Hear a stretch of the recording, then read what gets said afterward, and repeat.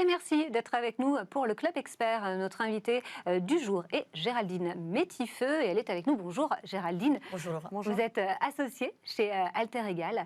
On va parler avec vous de retraite. Alors c'est vrai qu'on n'a pas toujours, on n'a pas envie d'y penser généralement à la retraite. Pourtant, pour vivre une retraite sereine, c'est plutôt pas mal de l'anticiper. Justement, on va voir un petit peu ça avec vous. Et peut-être ma première question, ce sera comment peut-on se créer un patrimoine de rapport et ou frugifère pour la retraite?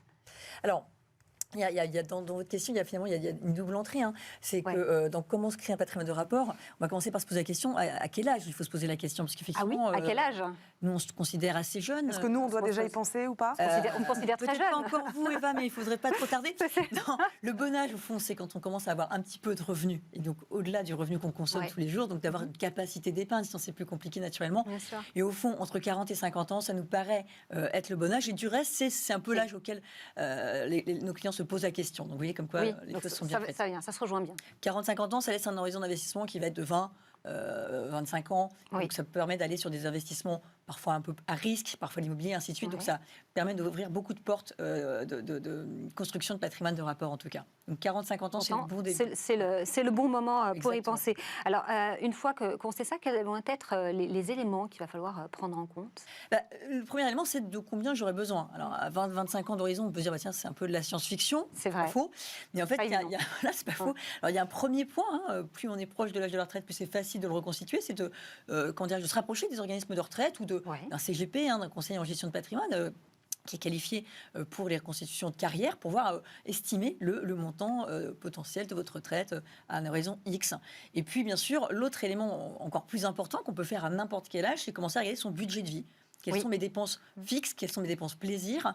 Et donc, en fait, mon train de vie, on applique un petit coefficient d'érosion monétaire, je sais pas moi, 1,5 par exemple, pour arriver au montant dont j'aurais besoin. Et puis, s'il y a une différence entre le montant estimé de ma retraite et mon train de vie, là, c'est donc là où il va falloir compléter les revenus. Il va falloir y penser. Voilà, exactement. Donc une fois qu'on a estimé de combien on avait besoin, on va vers quel produit retraite, Géraldine? On pense à certains déjà de base plus logiques, peut-être d'autres, dites-nous. Et on va rester dans du très classique. Chez nous, chez Alter Egal, on a assez classique. La première grande catégorie de produits à laquelle on pense et qui est très appréciée par les Français, c'est bien sûr l'immobilier, donc l'immobilier locatif. Du reste, comme on l'a dit en préambule, comme on va avoir entre 40 et 50 ans, quand on a vraiment commencé à s'y intéresser, ça colle assez bien avec une capacité d'endettement, donc avec une durée d'endettement de 20 ans, donc qui va pouvoir lisser l'effort d'épargne. Et on aura du coup un effort d'épargne assez faible entre le montant du loyer perçu et le montant de l'emprunt qu'on aura à quitter mensuellement ou trimestriellement, le cas échéant. Donc ça, c'est vraiment la première grande catégorie. L'inconvénient quand même majeur de l'immobilier, puisqu'il y en a, c'est la fiscalité liée à l'immobilier. La fiscalité de l'imposition des revenus fonciers, c'est une fiscalité, tout le monde ne l'a pas forcément en tête, c'est une fiscalité qu'on connaît également quand on construit son patrimoine, car on ne peut déduire de sa mensualité de son revenu, l'inverse, que les intérêts et pas le capital. Donc même en constitution de patrimoine, même si ça vous coûte 200 € par mois de différence entre la mensualité et le loyer, vous risquez d'être imposé sur les revenus fonciers. Alors, vous imaginez bien que quand il n'y aura plus de prêts, que vous serez réellement à la retraite, ou en tout cas en train de chercher des revenus complémentaires, vous serez full imposé là-dessus. Donc, c'est un petit peu lourd en imposition, c'est barème plus prélèvements sociaux. Ça, c'est la première chose à laquelle on pense. Oui, ça, il faut quand même l'avoir en tête, il faut l'intégrer dans le budget. L'autre problématique de fiscalité, juste pour finir sur la fiscalité de l'immobilier, c'est l'impôt sur la fortune immobilière. Si vous avez construit un très très gros patrimoine immobilier, qu'on atteint plutôt 1,3 million, et si on imagine que vous avez déjà une résidence principale, il faut quand même l'avoir en tête. Et le dernier point un peu négatif sur la fiscalité, c'est bien sûr la transmission, parce que ça ne bénéficie pas d'avantages particuliers bruts de décoffrage comme ça. Voilà. Donc, mais l'immobilier, en soi, demande un effort d'épargne peu important pour construire un patrimoine important. Il nous reste 2 minutes, Géraldine. Deuxième produit auquel on pense, l'assurance vie. Avantage, inconvénient, dites-nous. L'avantage, objectivement, il n'y a pas d'inconvénient.